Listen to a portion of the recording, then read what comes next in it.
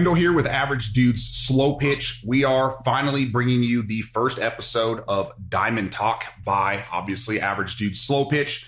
We're going to hopefully make this a recurring type thing. If it's something you guys like, want to see more of, obviously drop in the comments what you kind of think about it, what you want to see on the channel, if there's something different than kind of what we talk about. But really the goal here is this initial episode, maybe even first two episodes, is just going to kind of go into how Average Dudes started, kind of where the name came from. That's probably the most asked question lately, is why are we called Average Dudes, along with just some other stuff that have to do with kind of like who I am, who kind of helped start the channel, all that kind of fun stuff. And then later on, we're going to use this platform to kind of talk about any topics that arise, whether it's from our reviews, specifically comments, messages. I get tons of messages over on Facebook, Instagram, all that kind of stuff. I try to respond to all of them, but I do still have a full-time job, still have 3 kids, young kids, and still play ball. So between all that kind of stuff, it gets busy. Sometimes I forget to respond, or the same questions asked so many times, I forget to respond to each person. So we'll be able to use this platform to answer those kinds of frequently asked questions, give updates. We'll even do some giveaway stuff on here as well. So we'll be able to find out who exactly is obviously paying attention to the channel, things like that.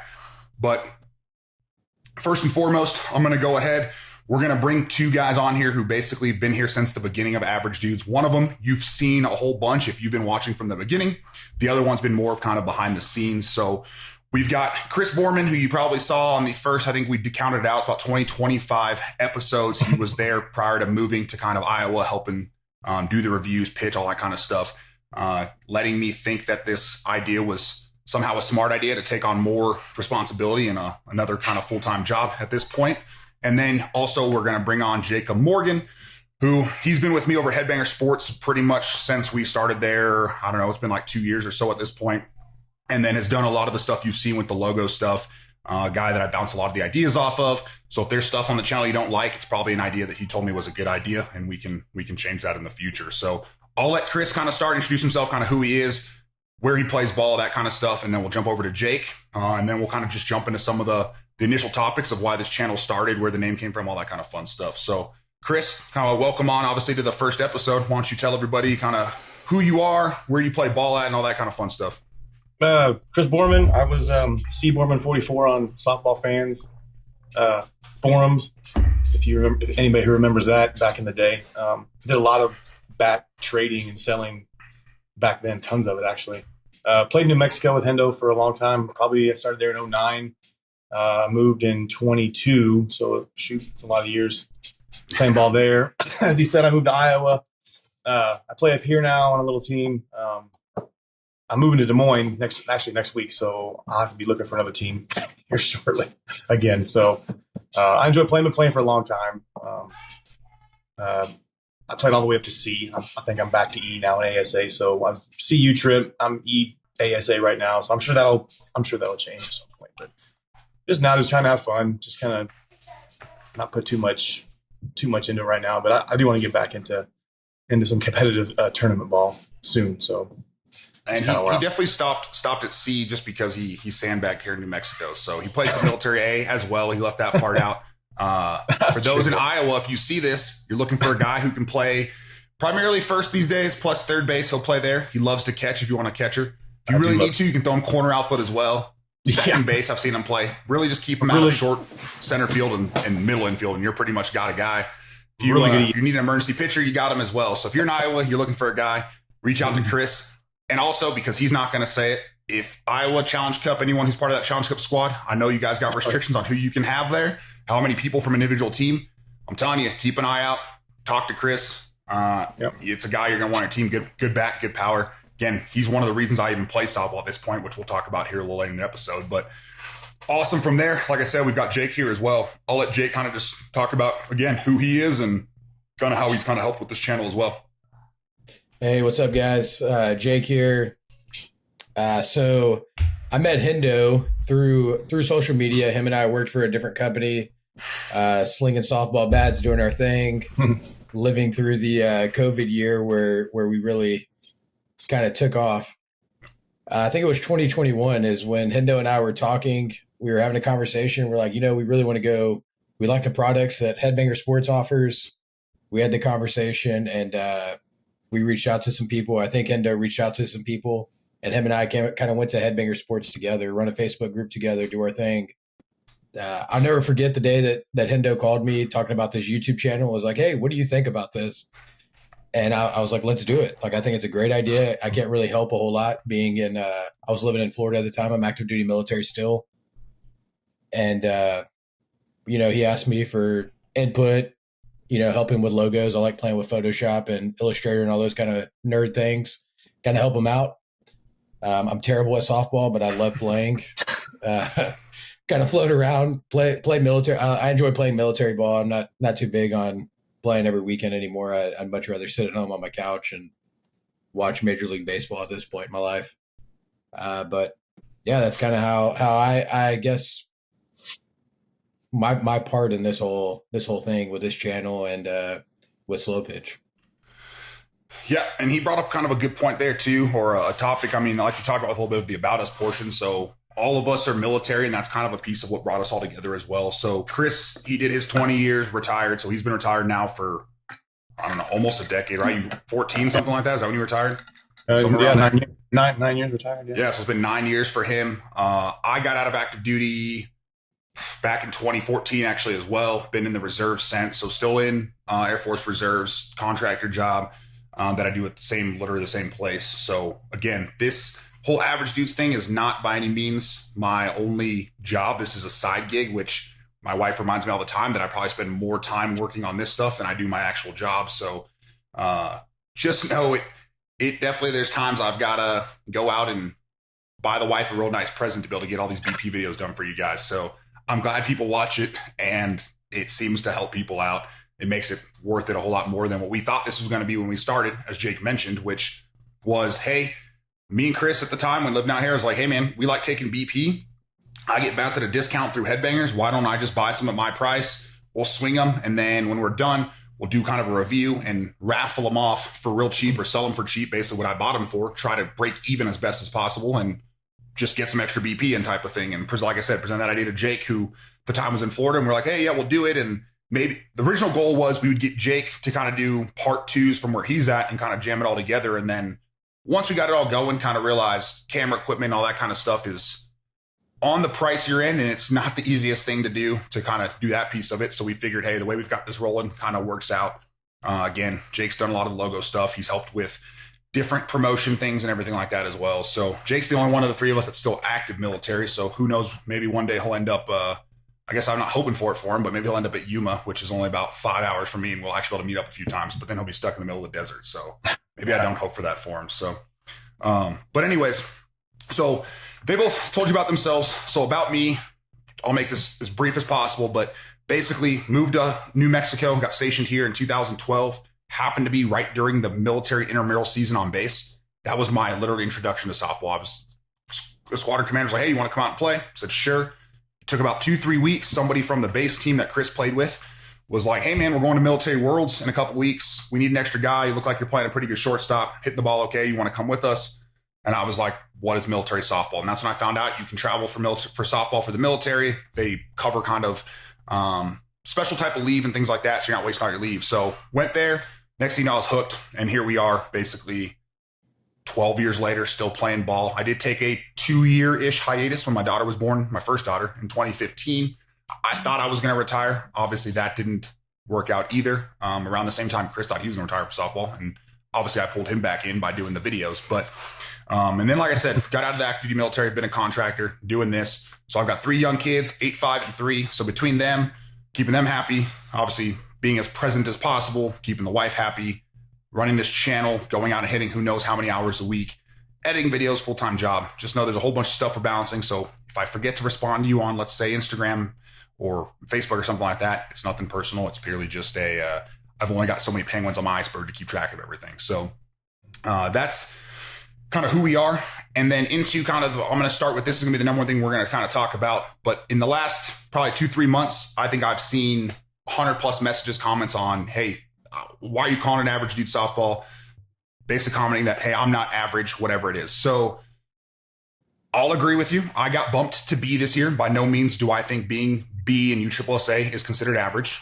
I honestly think average, if we took a total of the entire softball community, is probably E and below. And what I mean by that is E, people who are just playing rec, church leagues, intramurals, all the kind of fun stuff. Some states maybe up to the D level, depending how big it is. Here in New Mexico, there's not a lot of C, so D is kind of our kind of higher end of ball here. So that's kind of what I think of as average. And so where the name came from, and this has been something from the very beginning and it'll stay through the very end, is anyone who wants to come on the channel, swing with us on the reviews. Eventually here on the podcast, we'll start bringing in people as well who want to be on the podcast. Anyone can be on it. So if you're somebody who's out there and you've only ever played church league softball and you're like, hey man, I want to come hit with you guys on the video for a review or just come hit with us in general, all you gotta do is reach out. I'll give you the times we're going to go hit. And if you can make it, you're more than welcome. And the number one thing I tell everybody, we've had this happen with a few people, is if you come out and let's say you don't like how you're swinging, you don't want your swings on video, you just want to come hit with us, I'm not going to put your swings on video. Not here to make anyone look bad. We're just out there to swing the bat, get as many people's opinions as possible. So the people you see are the people who take the invite the most often. Junior, who you haven't, is not obviously not on here today. He'll be on the next episode, actually. He's been the one that's kind of filled in for Chris since he's moved to Iowa. But he's on there a majority of the time just because our schedules kind of work out. But again, I have a chat with about 50 people locally that every time we have a BP session on a weekend, they're invited, they can come out. And so that's why it's called Average Dudes and not Average Dude. I know slight difference there. I'm not saying sitting there going, hey, I'm an average dude just swinging it. But we're none of the players that we're giving the no kidding reviews have our names on bats. We're not sponsored by any companies where we have to say, hey, this bat's good, this bat's bad. So that's the idea behind the Average Dudes piece. That name was actually gone over with both Jake and Chris. Again, good thing that they're here as well. And was kind of discussed before coming up with the name as well. That kind of helped it stand out a little bit from the other channels. And so, again, I'll let, if Jake and Chris have any kind of takes on the whole Average Dude's name, I'll let them kind of pipe in as well. So, you're not just hearing it from me, but just understand that's where the name comes from. And that's why we call it that. So regardless of what happens in the future and kind of what people think of maybe my hitting ability, we're going to leave it as Average Dudes. We're not going to rebrand it because, again, anyone's always going to be welcome to come on this channel. So, but yeah, like he was saying, I was there from the beginning. I don't know. Can we talk about the Bat Bros?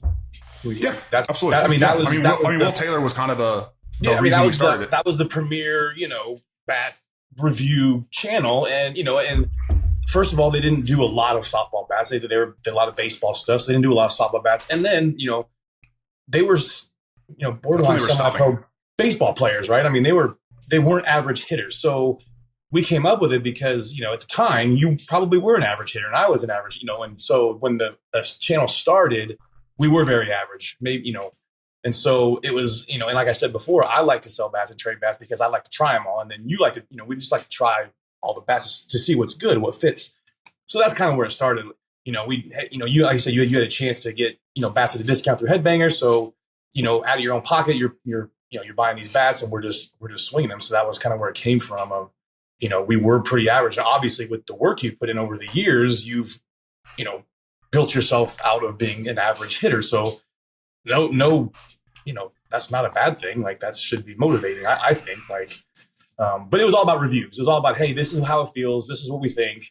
This is when it breaks. Like how many bats have you broken 30 swings? Like people need to know that, before they spend $300 on a bat, know that it has a chance of breaking in 100 swings. Like that's an average guy, worry, I think. So that's kind of like my take on how the channel started. But good for you. I mean, obviously for moving up, that's what you should be doing in softball. That's what you want to do, put the work in and move up. So it's all good.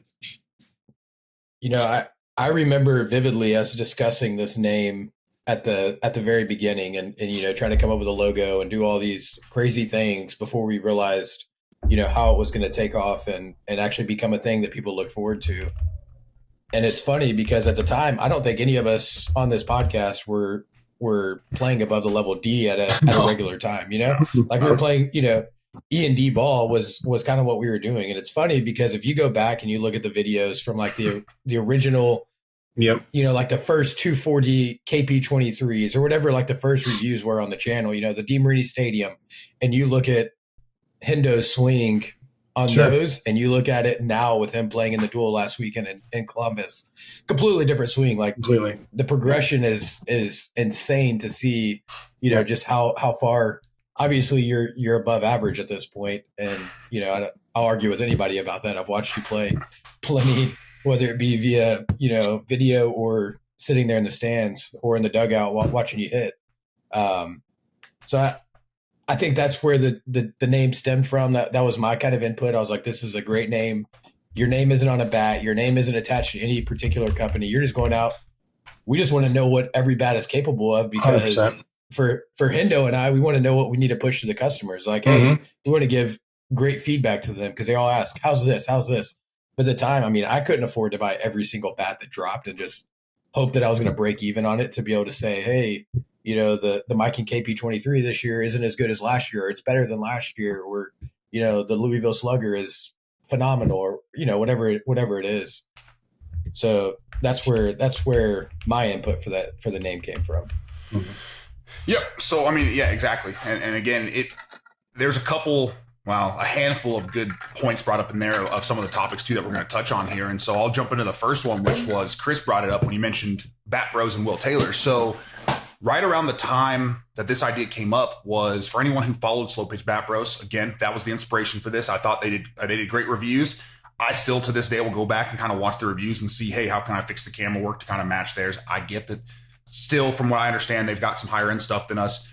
I'll talk about field access stuff later and why their fields, one of the reasons why their fields are a lot nicer than ours. But with that was around the time that Will Taylor and Slo-Pitch Bat Bros had basically stopped doing slow pitch. They were doing occasional slow pitch videos, and they had pretty much converted to purely baseball bat bros. And within about 3 to 4 months of just trying to get this thing going, which again, had no idea was going to grow to be this big. This was going to be more of a, hey, if this lets us swing some bats and help move, sell some stuff kind of thing, as just kind of reps at the time. Great.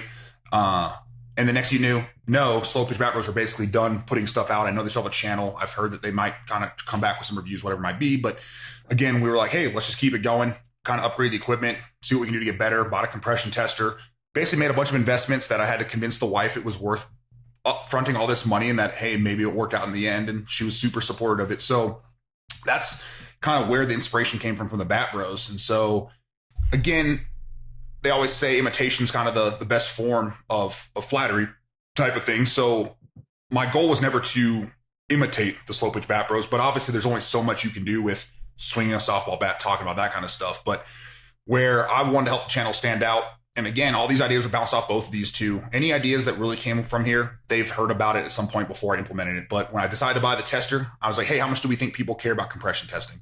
We all came to the conclusion that probably less than 50%, if not less than 30% of people actually care.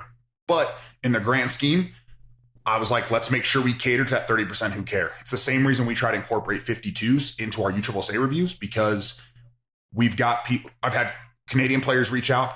I've talked to like Thomas McKay from Louisville. He's the cotton candy. If you guys have seen or swung those, they're like, hey man, we only use hot dots 52s up here up north. So we try to incorporate that. Do we have a lot of Canadian viewers? I don't know how many we have, but if we have at least one, there's somebody who that information is going to help. And so that's been the goal from the beginning, is 100% unbiased. There's no matter what a company decides to do, whether it's send us a bat for free, have a discounted price for bat reviews, or we pay full price, whatever it is, it doesn't matter. And when the review's done, if you reach out to me and you're like, hey, between this bat and this bat, which one do you recommend? If one of them was a bat I received for free and one's a bat I paid full price for, it doesn't make a difference. If the one whichever one's the better one for what you're looking for is what I'm going to recommend to you. And the perfect example of that is actually Chris the other day reached out and he had a buddy who was debating between a Suncoast and I can't remember the other brand.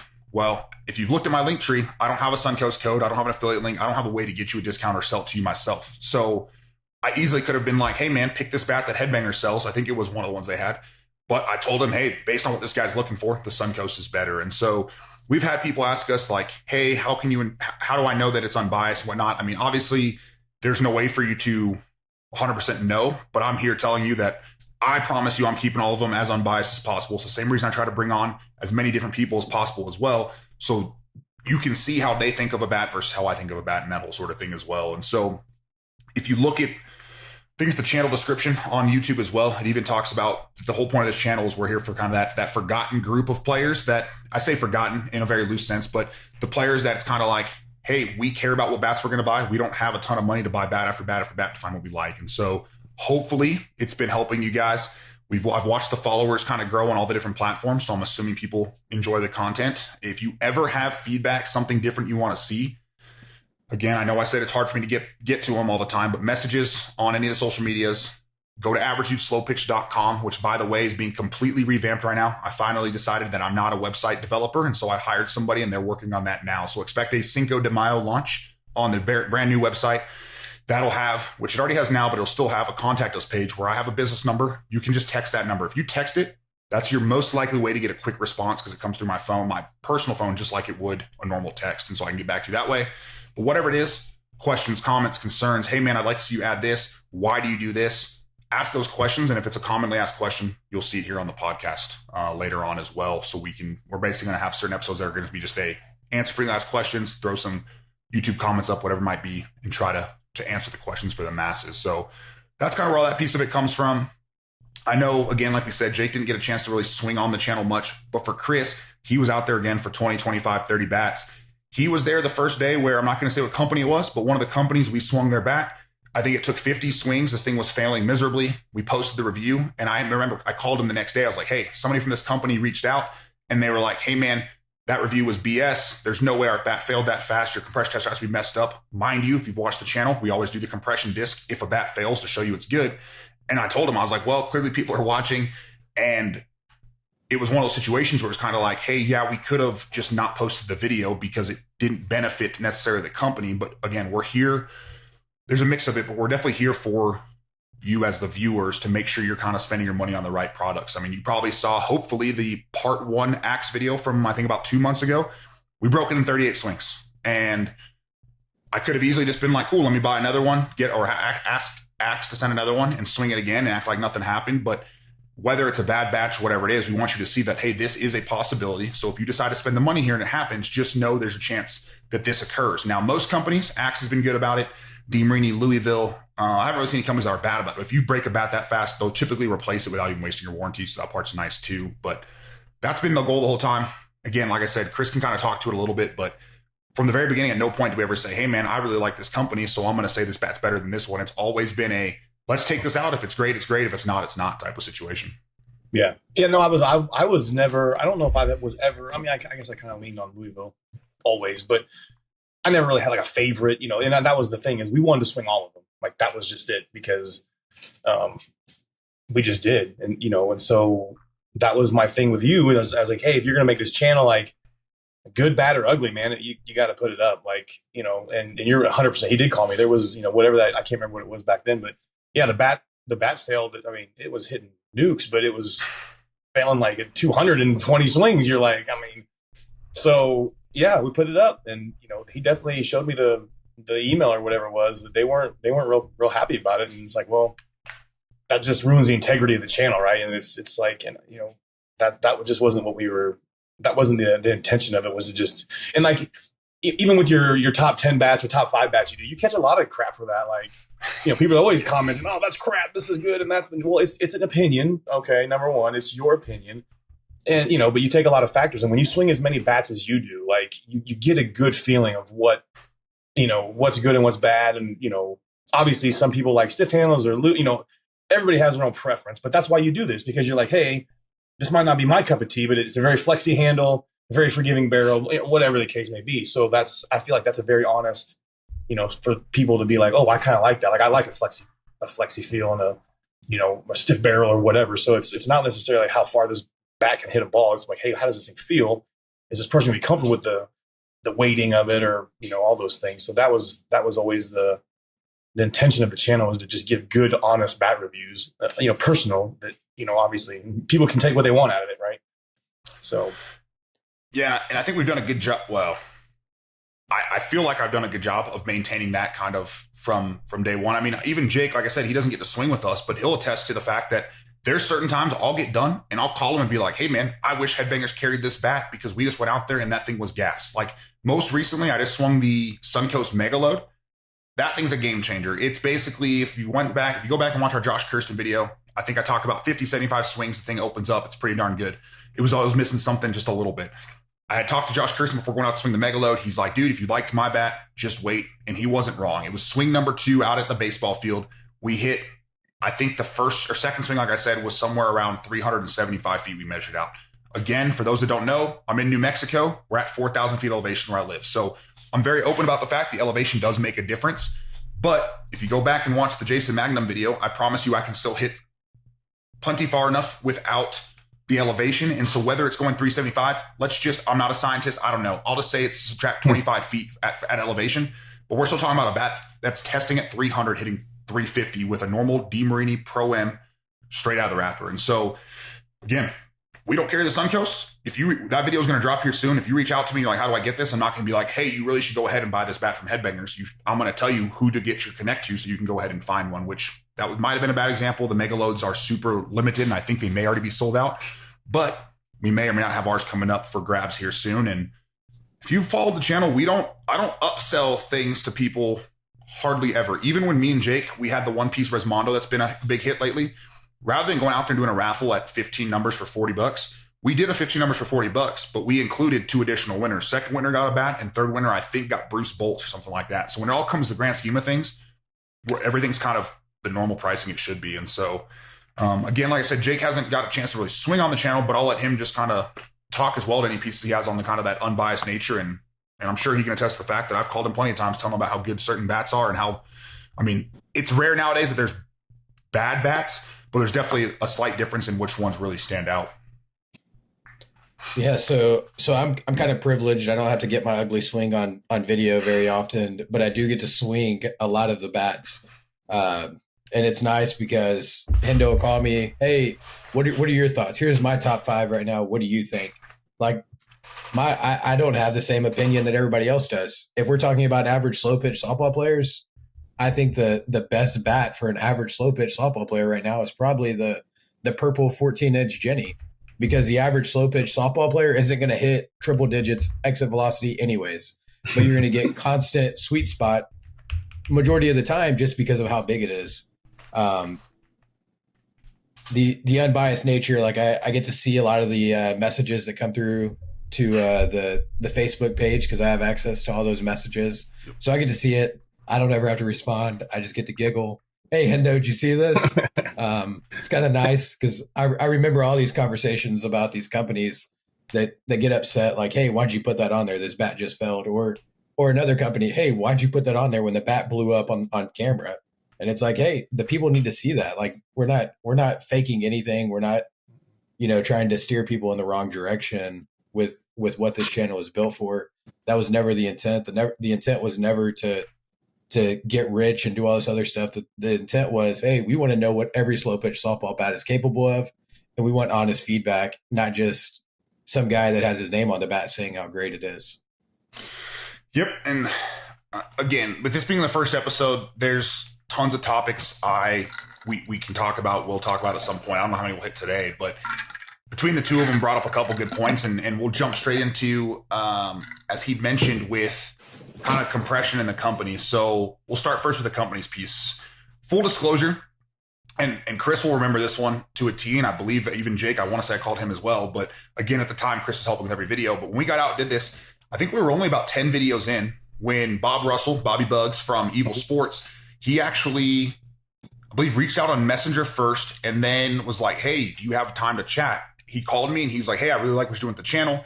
The first phone call, he spent an hour on the phone with me, a little over an hour, just giving me literally just advice on ways I can make the videos better. Whether it's, hey man, I could tell that some of those balls you had, which at the time, again, we were paying for absolutely everything, which I'll explain how that's changed slightly here in a little bit, but we're paying for everything. So I couldn't go out, buy these bats, buy 10 dozen new softballs so we could swing forever, all this kind of stuff. And so we did have a lot of older ones. So he was nice enough. He sent us 3 dozen Evils for free. I paid for another 3 dozen. So we had 6 dozen more. And that's why we're using the Evil BP Rockets at the time. It's literally what I could afford on top of the bats we were buying. So that was the first company to reach out. And then it was probably only about 10 episodes or 10 more videos later that the first bat company to reach out was Louisville. And they were like, hey, we really like what you're doing. Would you be willing to review our bats? And we said, absolutely. He was like, the person we had talked to from there was, hey, we can send you some of these if you don't mind reviewing them. And I told him, the first thing I told him, and this is the same thing I tell every person who asks me to review a bat to this day, is I'll gladly review them. If this bat breaks early, like basically anything that happens, everyone's going to see the review, whether it's a bat breaking early, failing compression. If we just don't like it, I'm still respectful enough to let you know, hey, these are the reasons I don't like it. This is what I like about it. And hopefully by now in the reviews, you can tell which ones I really, really liked versus were just kind of average. which will go into a whole rankings thing that, again, is another topic we'll discuss. But that's kind of how it's gone from the beginning. And so start with Louisville, and then it kind of trickled down with some other companies. And even to this day, there's, again, a few companies that will send us free bats from time to time. A couple other companies where we pay like closer to a demo price, I guess, for the bats as well, things like that. So by no means is this purely just everything's coming for free. There's no companies. There hasn't been a single company that's asked to pay for, hey, can I pay you to make this a good review? That's never happened either, anything like that. The closest we've come to a company even requesting anything was like, hey, can you explain to me why this our bat wasn't in your top 5 rankings at the time or something like that? But I'll tell you, I mean, it won't matter. I won't allow a company to reach out and be like, hey, I need you to make this review look good. We're going to pay you X, Y, and Z type of thing. I'll tell them no. Again, the whole premise behind this channel is not a get rich scheme type of thing. It's to honestly help out the average players because, again, there was a chunk of time where me and Chris were like, we love the OGZ 2000. That was our bat. We broke some of them during the bad QC days, which you may know what we're talking about, may not. After that, we couldn't find anymore. And so we went through numerous bats from other companies trying to find something better because for me, in my opinion, at the time, I think it was the Z4000, it just wasn't performing quite right for what we wanted. And so I remember spending a lot of money for bat after bat after bat to figure it out. And so I'm trying to help people kind of avoid that. And with that, again, as you've probably seen, if you go into Linktree, if you've watched the videos, there's a whole bunch of affiliate links associated with that. I'd have to do the math, but probably over 60 to 70% of those affiliate links, if not more, I don't get anything out of it other than kind of appreciation from the companies. There's been companies been like, hey, do you want a link that you can give your viewers so they can get a discounted bat? I'm like, absolutely type of thing. So when you guys go and you use those links, some companies, sure, we get a little bit back, whether it's in kind of the form of, hey, if you do a certain number, we'll send you a bat or whatever it is.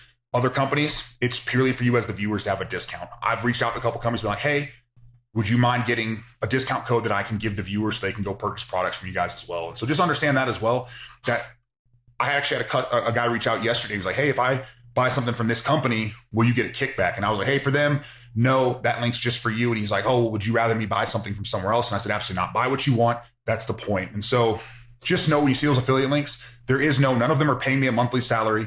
None of them are telling us, hey, you only get this link if our reviews look good, things like that. So everything we do, I know a lot of questions. Somebody comes in. I've had a couple people be like, hey, what did you really think about this bat? I promise you what I really thought about the bat is in the video. Now, if you want more details on what I thought about it, maybe I didn't go into it in depth enough, 100% reach out and ask. But I don't want anyone thinking that I'm doctoring, faking, whatever the reviews. We throw the full content in there for you for a reason. And that's just kind of the goal there. And